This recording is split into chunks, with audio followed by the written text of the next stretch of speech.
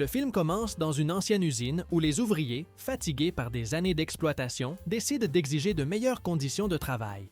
Avant d'atteindre le patron, ils sont arrêtés par des agents de sécurité. Un affrontement éclate lorsqu'un ouvrier lance une pierre. Le patron interrompt l'altercation, appelle 2 des ouvriers à une réunion et ordonne aux autres de se retirer, laissant de côté Sangaji qui était le meneur du mouvement. À la maison, Sangaji explique à son fils, nommé Sanka, qu'ils doivent lutter contre les injustices. 3 jours plus tard, les 2 ouvriers qui avaient été convoqués par le patron avaient disparu.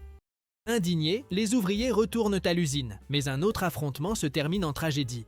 Sangaji est trahi par un camarade et est éliminé. Caché, Sanka assiste à toute la scène et, consumé par la douleur, tente de réagir contre les gardes. Soudain, il libère une puissante décharge électrique qui atteint tous ceux qui l'entourent. Sans comprendre l'origine de ce pouvoir, Sanka s'évanouit.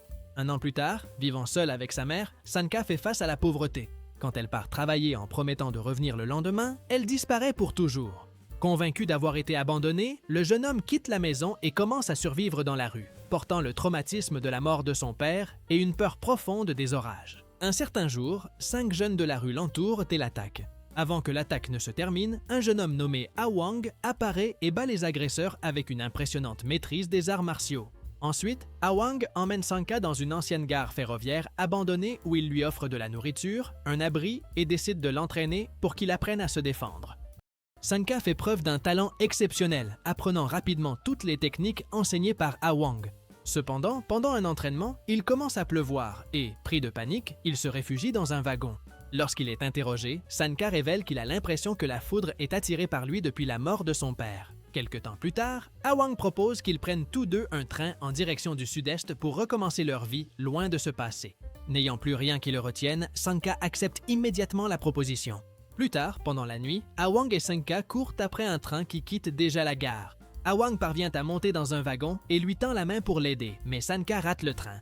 Avant de disparaître dans l'obscurité, Awang crie sa dernière leçon et lui dit d'utiliser tout ce qu'il a appris pour survivre et de ne jamais faire confiance à personne.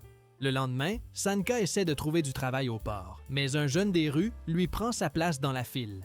Pour la première fois, Sanka réagit en utilisant les techniques de combat apprises avec Awang, mais il est bientôt poursuivi par plusieurs jeunes.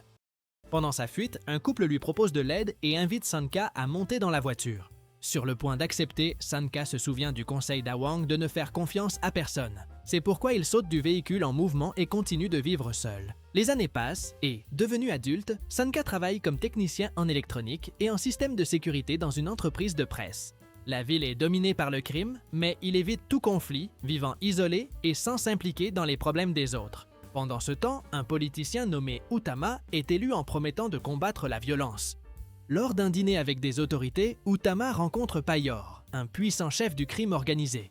Utama rejette toute tentative de rapprochement, faisant clairement comprendre qu'il connaît sa véritable identité. L'histoire de Payor est marquée par la perte de son père et l'incendie de sa maison, le laissant le visage brûlé et envoyé dans un orphelinat pour lui faire perdre son droit à l'héritage. Il y a subi des agressions jusqu'à ce qu'il mène une rébellion qui a éliminé les responsables de l'établissement. Des années plus tard, Payor a créé une organisation criminelle composée d'orphelins, devenant l'un des hommes les plus influents de la ville. Le soir même du dîner, Utama est attaqué par un homme utilisant des pouvoirs liés au feu. À son réveil, il se retrouve prisonnier dans un bâtiment abandonné, voyant sa femme et ses enfants suspendus par une corde. Payor révèle que c'est la punition pour l'avoir défié et met le feu à la corde, faisant tomber la famille. Utama tente de les sauver, mais ils tombent également et ils sont tous éliminés. Pendant ce temps, Sanka entend des criminels tenter de s'introduire dans l'appartement voisin. Fidèle au conseil de ne jamais se mêler des affaires des autres, il ignore la situation et part travailler. Après son service, Sanka discute avec un ami qui souhaite quitter la ville. À ce moment-là, un homme poursuivi par un gang demande de l'aide. Sanka préfère ne pas intervenir, mais son ami Awang réapparaît et décide de le protéger et de l'emmener au commissariat. Avant de partir, Awang critique Sanka en lui disant que la ville ne changera jamais tant que les personnes capables d'aider choisiront de rester indifférentes. Le lendemain matin, les criminels retournent à l'appartement voisin et font irruption dans les lieux. Là, ils menacent le voisin Bulen et son frère cadet, nommé Teddy. Incapable d'ignorer la situation, Sanka affronte les intrus en utilisant les arts martiaux. Quand l'un d'eux tente de l'attaquer par derrière, Bulen le pousse contre une table, permettant à Sanka de vaincre les deux et de les expulser. Bien qu'impressionnés, Bulen et Teddy voient Sanka se retirer discrètement. Plus tard, pendant son service en tant qu'agent de sécurité, les mêmes criminels reviennent avec plusieurs complices en quête de vengeance. Sanka bat de nombreux ennemis, mais finit par être encerclé et déplace le combat à l'intérieur du bâtiment puis sur les toits, tentant de réduire l'avantage numérique de ses adversaires. Bien qu'il se batte courageusement, Sanka finit par être dominé et est jeté dans le vide. Pendant sa chute, un orage couvre la ville et la foudre frappe près de Sanka. Son corps absorbe une énorme quantité d'énergie électrique et peu après, il tombe évanoui. Le lendemain matin, Sanka se réveille dans son appartement. Woolen apparaît et lui demande de garder Teddy pendant quelques heures. Pendant ce temps, les autorités discutent de la mort d'Utama et soupçonnent Payor. Le criminel se présente à la réunion et nie toute implication. Ensuite, Payor rassure son assistant Gazul, affirmant que ses plans suivent leur cours. Dans un entrepôt appartenant à l'organisation, des hommes appliquent un mystérieux sérum sur divers matériaux. Plus tard, Sanka emmène Teddy rencontrer Woolen sur un marché où elle organise les commerçants pour exiger plus de sécurité. Avant qu'ils ne puissent discuter, le gang réapparaît. En réalisant que Sanka a survécu, les criminels sont stupéfaits et l'attaquent à nouveau. Sanka en bat plusieurs, mais pendant la bataille, des haches sont lancées dans sa direction. À cet instant, des décharges électriques jaillissent de ses bras, paralysant les armes et frappant plusieurs criminels. Sanka lui-même est surpris et lorsqu'il tente de reproduire le phénomène, le pouvoir disparaît, l'obligeant à terminer le combat uniquement avec ses compétences de combattant. Les commerçants sont témoins de toute la scène et commencent à le voir comme un héros. Au travail, Sanka confie à Wang qu'il a cru avoir des pouvoirs surnaturels. Woolen tente également de le convaincre de protéger le quartier, mais il insiste sur le fait qu'il n'a rien de spécial. Malgré son refus, Sanka remarque que toutes les blessures subies ont complètement disparu. Même ainsi, il continue d'éviter d'assumer la moindre responsabilité. Cette nuit-là, en rentrant chez lui, Sanka trouve le marché brûlé, avec les étals incendiés et plusieurs commerçants blessés. Woolen croit que l'attaque a été ordonnée par Gant, l'un des principaux hommes de Payor, et le supplie de l'aider. Cette fois, Sanka accepte d'affronter les criminels, bien qu'il ignore encore l'origine de ses pouvoirs. Peu après, au cours d'une autre nuit de travail, une tempête éclate. Revivant les traumatismes de son enfance, Sanka décide d'affronter sa peur et marche jusqu'à se retrouver sous la pluie. La foudre le frappe directement et Wang tente de lui porter secours, mais il est projeté au loin par une décharge électrique. Sanka comprend enfin que la foudre est la source de sa force. Pour le confirmer, Woolen le frappe avec une barre de fer, mais Sanka ne ressent aucune douleur. Alimenté par l'électricité, le corps de Sanka devient extrêmement résistant. Sanka accompagne Woolen jusqu'à un mariage où Gant se cache. En percevant leur arrivée, le criminel tente de s'enfuir tandis que ses sbires se préparent à se battre. Avant que l'affrontement ne commence, la mariée exige des explications. À cet instant, un événement inattendu interrompt tout. Plusieurs invitées enceintes se sentent mal en même temps. Peu après, des cas similaires sont enregistrés dans plusieurs endroits de la ville. La presse lance une enquête et découvre la cause de la tragédie. Les hommes de Payor ont contaminé le riz distribué à la population.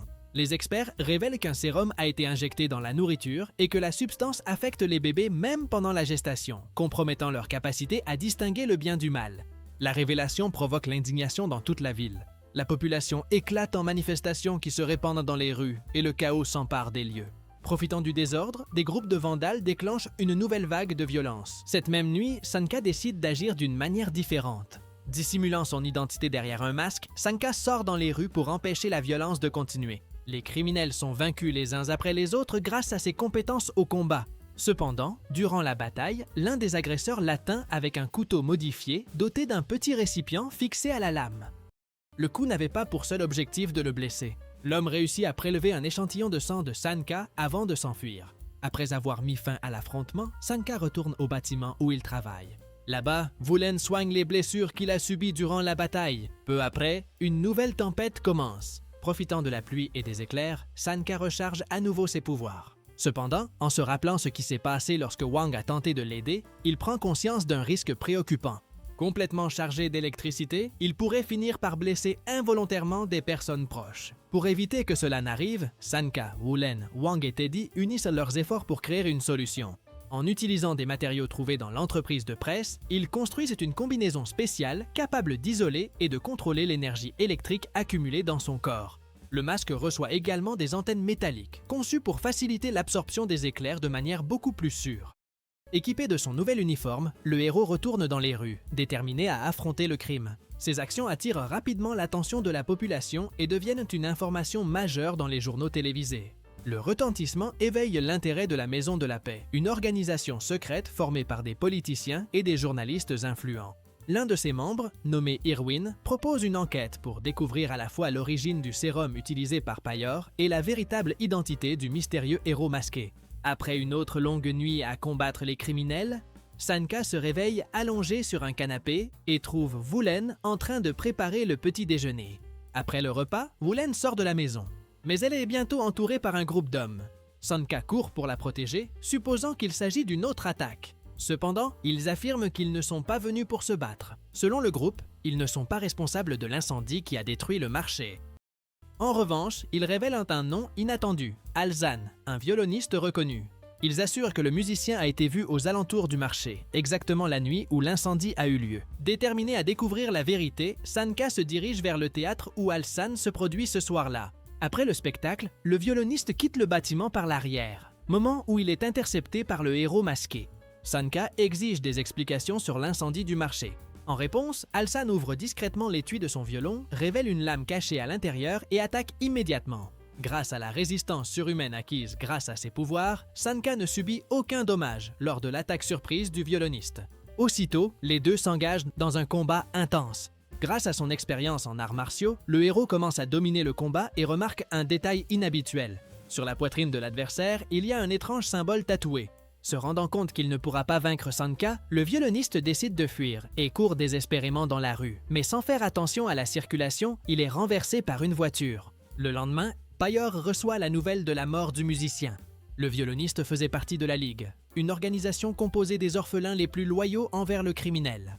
Irrité, Payor décide de se venger non seulement du nouveau héros, mais aussi de tous les membres de la Maison de la Paix. Pour mettre son plan à exécution, il réunit les 9 membres restants de la Ligue. À partir de ce moment, chacun d'entre eux reçoit pour mission d'éliminer des politiciens et des journalistes liés à l'organisation secrète. L'une d'entre eux, une femme, en élimine un dans des toilettes. D'autres politiciens apparaissent à différents endroits et sont également éliminés. À un autre moment, le danseur, un méchant qui porte un masque fixé à l'arrière de sa tête, attaque Irwin. Alors que le politicien est dans sa voiture, le danseur lance l'attaque. Les gardes du corps tentent de protéger Irwin, mais ils sont éliminés un par un. Sans autre alternative, Irwin s'enferme dans le véhicule, dans l'espoir de tenir jusqu'à l'arrivée des secours. Le danseur s'approche lentement, préparant le coup final. Avant qu'il ne parvienne à attaquer, Sanka apparaît vêtu de son costume et défie le méchant dans un affrontement direct. La bataille est intense et l'habileté de Sanka surprend complètement le membre de la Ligue. Pendant le combat, son masque finit par être arraché. À la fin de l'affrontement, le danseur préfère fuir. Après la bataille, Sanka ramasse le masque laissé derrière lui et remarque qu'il porte exactement le même symbole que celui qu'il avait vu tatoué sur la poitrine du violoniste. Il comprend ainsi qu'ils appartiennent tous deux à la mystérieuse ligue commandée par Payor. Irwin remercie le héros de lui avoir sauvé la vie, mais Sanka s'en va avant que toute conversation puisse s'engager. Motivé par ce qui s'est passé, Irwin convainc les membres de la Maison de la Paix d'approuver la production d'un antidote contre le sérum qui contaminait la population. La proposition est acceptée. Cependant, il y a un détail que personne ne connaît. L'entreprise chargée de produire l'antidote appartient secrètement à Payor. Au lieu de fabriquer un remède, le criminel a l'intention de distribuer une substance capable de rendre le sérum encore plus puissant, renforçant ainsi son plan de contrôler la prochaine génération. Par précaution, Irwin avait demandé à ce qu'un laboratoire indépendant analyse le prétendu antidote avant sa distribution. L'examen révèle la vérité. Au lieu de neutraliser le sérum, la substance rendrait ses effets encore plus dangereux. Dès qu'il reçoit le résultat, Irwin envoie immédiatement un assistant pour prévenir les centres de vaccination et empêcher que le faux médicament ne soit administré. En même temps, il ordonne de découvrir la véritable identité du justicier masqué. L'enquête ne tarde pas à mener à Sanka. Dès qu'il confirme qui il est, Irwin prend contact avec lui dans le bâtiment de l'entreprise où il travaille et lui révèle tout le plan de Payor. Déterminé à empêcher la conspiration, Sanka se prépare à agir. Payor fait irruption dans le bâtiment de l'entreprise accompagné des membres de la Ligue, tous prêts au combat. Sans reculer, Sanka affronte le groupe seul. Les premiers adversaires sont le mannequin et le chef. Bien qu'il ne soit pas complètement chargé en énergie électrique, Sanka parvient à se battre à armes égales et finit par projeter le mannequin dans un énorme trou. Cependant, la bataille devient beaucoup plus difficile lorsque le sculpteur entre en scène, brandissant un lourd marteau et divers outils, tandis que le peintre utilise ses propres poings comme arme pour attaquer. Peu après, l'étudiante se joint à l'affrontement, transformant son sac à dos en instrument de combat, tandis que le forgeron s'élance avec 2 épées contre Sanka. Entouré de toutes parts, Sanka parvient à peine à garder ses distances avec ses ennemis. Comme si cela ne suffisait pas, le danseur et l'infirmière entrent également dans la bataille en brandissant des poignards, augmentant encore la pression sur Sanka. Épuisé et en énorme infériorité numérique, il lutte uniquement pour rester debout. Au milieu de l'affrontement, Sanka perçoit quelque chose d'encore plus grave. Bulen, Teddy et Wang ont été emmenés sur le toit du bâtiment par Payor et ses hommes. Sans perdre de temps, Sanka abandonne la bataille et court pour les secourir. En arrivant au sommet du bâtiment, il trouve ses amis pris en otage, tandis que l'hypnotiseur reste aux côtés de Payor. Désespéré, Sanka implore qu'on les libère. Payor ignore complètement la demande. Sans aucune hésitation, le chef attaque Wang. Malgré ses blessures, Wang trouve la force de laisser un dernier message et dit à Sanka que le véritable pouvoir a toujours été en lui et que le moment est venu de le libérer complètement. Ces mots éveillent quelque chose de profond en Sanka. En canalisant toute son énergie, il attire les éclairs du ciel directement vers son propre corps, atteignant un niveau de puissance bien supérieur à celui qu'il avait démontré jusqu'alors. Sans montrer la moindre peur, il défie tous les membres de la Ligue de l'affronter en même temps. Désormais renforcé, Sanka bat chacun d'entre eux avec une facilité déconcertante. Quand vient le tour de l'hypnotiseur, le criminel utilise son pouvoir pour plonger Sanka dans un état d'inconscience. Dans son rêve, le héros redevient un petit garçon et retrouve ses parents. Ils promettent de ne jamais l'abandonner, lui offrant le réconfort qu'il a toujours espéré. Cependant, Sanka se rend compte que ce bonheur n'est qu'une illusion créée par l'ennemi. Brisant l'effet de l'hypnose, il se réveille au dernier instant, exactement au moment où le forgeron tente de lui porter un autre coup. Lorsque le forgeron tente de porter le coup final, Sanka canalise un puissant éclair à travers l'épée de l'ennemi, détruisant l'arme et éliminant à la fois le forgeron et l'hypnotiseur. Profitant de la distraction, Payor tente de l'attaquer dans le dos, mais Irwin l'arrête d'un coup de feu. Avant de partir, Payor ordonne au peintre de fuir et affirme que son plan sera tout de même mené à bien. Sanka poursuit le camion qui transporte le faux antidote, mais il est abattu par des tirs. À ce moment-là, une mystérieuse héroïne apparaît, fait renverser le véhicule et permet à Sanka de détruire toute la cargaison avec une décharge électrique, éliminant également les fausses doses déjà distribuées. Malgré la victoire, 3 femmes avaient déjà reçu le sérum frelaté. Pendant ce temps, Gazul et Gand réveillent le légendaire guerrier Kihililao en utilisant le sang de Sanka. Gazul révèle que l'ancien guerrier du tonnerre est revenu et qu'il s'agirait de Sanka lui-même. Kihililao ordonne la formation d'une armée, déclenchant une nouvelle guerre. Dans la scène finale, Sanka assume définitivement le rôle de justicier de la ville, sans se rendre compte qu'une mystérieuse héroïne nommée Sri Ai l'observe, sachant qu'ils devront bientôt se battre ensemble. Et sur ce, le film se termine. Si vous avez aimé cette vidéo, n'oubliez pas de vous abonner à la chaîne, de laisser un like et profitez-en pour regarder d'autres résumés incroyables qui sont disponibles pour vous. Je vous dis au revoir pour l'instant et on se retrouve dans la prochaine vidéo.